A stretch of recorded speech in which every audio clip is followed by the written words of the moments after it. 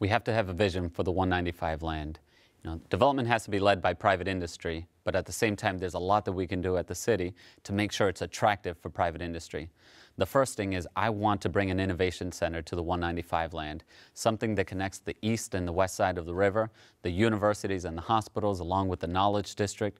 We have so many talented young people here in the city. I want to make sure that we retain them here and give them an opportunity to be innovative and to practice their craft. So first, I want to see an innovation center. Second, we have to work on transportation, making sure that the 195 land is connected to Kennedy Plaza, also to this train station, and also to other parts of downtown. And then the last part of the 195 land is we have to make sure that we're working creatively with all of the parties to make sure that it's attractive for the entire community to be a part of. There's so much opportunity. It's a once in a lifetime opportunity. I'm going to make sure that we go up to Boston, we go up to Connecticut, or we go anywhere throughout the world to bring in tenants that want to invest here in Providence. And it's about developing those relationships, both here locally with the investors and also nationally with potential businesses and with tenants. So I'm going to work with everyone involved, everyone interested, to make sure that we build up on that land and bring the best tenants possible for what works for the city. It's a great opportunity. I look forward to taking the lead role in that.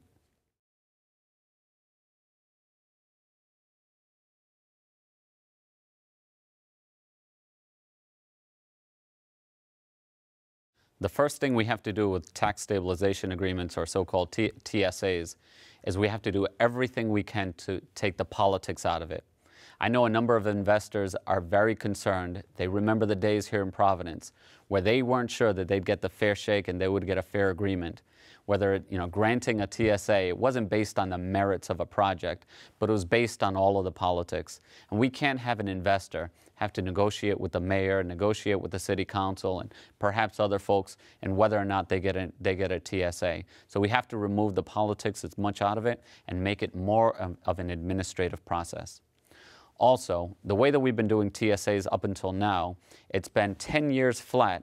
And then at the 10-year point, you hit a brick wall and it goes up to 100% of taxes. That's the wrong way to do it. We have to make sure that there's an on-ramp so that it's manageable for everyone involved. The last thing that we have to do with TSAs is we have to make sure that there's a community benefit to all of the TSAs that the city is granting. We have to make sure that any investors or TSAs that receive, any investors that receive a TSA, that they're hiring here locally and doing everything they can to comply with the requirements, that they hire women and minority contractors. That's very important to me because I want jobs to come right back here into the city. So there's a lot that we can do about TSAs. They haven't been the best deals for the city in the past, so we have to change the way that they're administered by taking the politics out. We also have to make sure that there's an on-ramp, and last, we have to make sure that they're creating jobs right here in the city.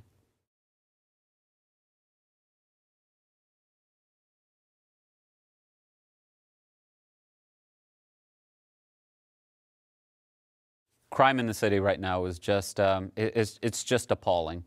It's not just Federal Hill, it's not just the South Side, it's spreading to every single neighborhood in the city. And the #1 job of the mayor is to make sure that residents are safe and that they feel safe. I have a friend, one of my close friends from childhood, who was murdered. I was in New York City when I received the news, and that's what changed my life and brought me back down to Providence and committed to public safety.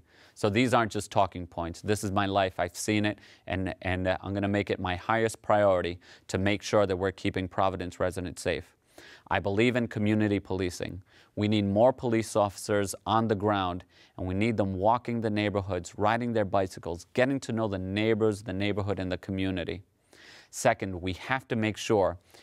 Several years ago, we used to have many police officers who lived here in the city. Many police officers, they've moved away. I want to provide incentives for them to live here in the city. It makes all the difference in the world if we have a police officer across the street, maybe the police cruiser overnight across the street, and in every single one of our neighborhoods. That constant police presence makes a great deal of a difference.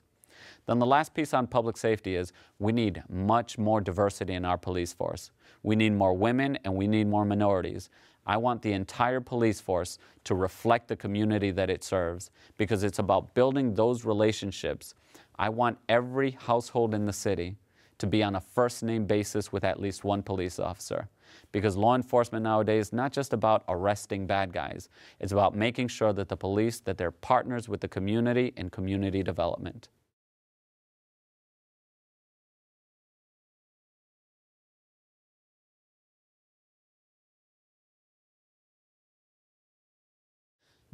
So the role of the Public Safety Commissioner is to make sure that we're coordinating all of our public safety agencies, so police, fire, emergency management, and communications as well. You know, I'm going to make sure that there's very, very close coordination and communications between every one of those departments. Because the thing about public safety is that it's not just about law enforcement, it's not just about the police, it's about everyone coming together. And I'm going to reach out to a number of community groups. This is about involving our rec centers so that kids have healthy and safe options during the evenings when they're not in school. I also want to open our school buildings so kids can come in and have a safe place to play basketball, to play soccer, or to practice art or to practice an instrument. It's those kinds of activities that we have to work on.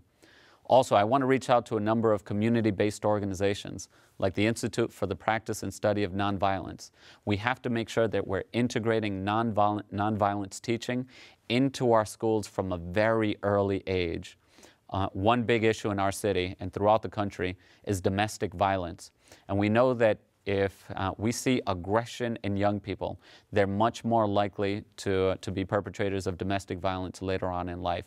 We have to be proactive in teaching people how to resolve conflicts before they blow up into violence. And this touches on many of the public safety issues that we're facing around the city right now. We have to be proactive, we have to engage all of our community-based organizations, and we have to coordinate all of the different agencies in the city. That's what the Commissioner of Public Safety does. And that's what we're going to make sure is a top priority when I'm mayor.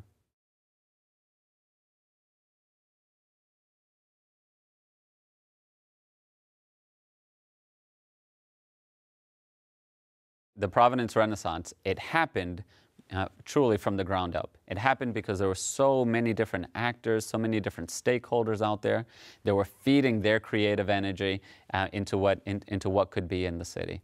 And I look forward to also supporting and being a leader so that we can not create new culture, but support all of the great energy and culture that already exists out there. I've proposed an arts and culture festival. Investing in arts and culture in the same way that Austin, Texas has. They've made that one of the prime engines of economic activity. I want to bring that here to Providence as well. You know, we have all of the ingredients. We already punch above our weight when it comes to arts, culture, and cuisine. I don't want to create new culture. I want to take the existing culture, I want to repackage it and distribute it out to the rest of the world and make Providence a destination for arts and culture. We also have to integrate that into our schools from an early age. You know, when resources are down, when the economy goes bad, the first thing we tend to do is to cut arts and music from the schools. I think that's the last thing that we should be doing. If we want to prepare our kids for the challenges of the future, the only way that we're going to prepare them is by teaching them to be creative problem solvers, to be innovative thinkers, to be design thinkers, design-based thinkers. And we can't teach those as a class. Instead, we have to integrate those into all of our classes. So I want to make sure that we're integrating design principles, innovative thinking, creative learning into our school system from a very early age. So we have to support it from the ground up. And I've said that we're going to re-energize our arts and culture scene because frankly we've moved away from branding ourselves as a creative capital. And I'm going to make sure that we're leading not just here in the state but throughout the country on arts and culture.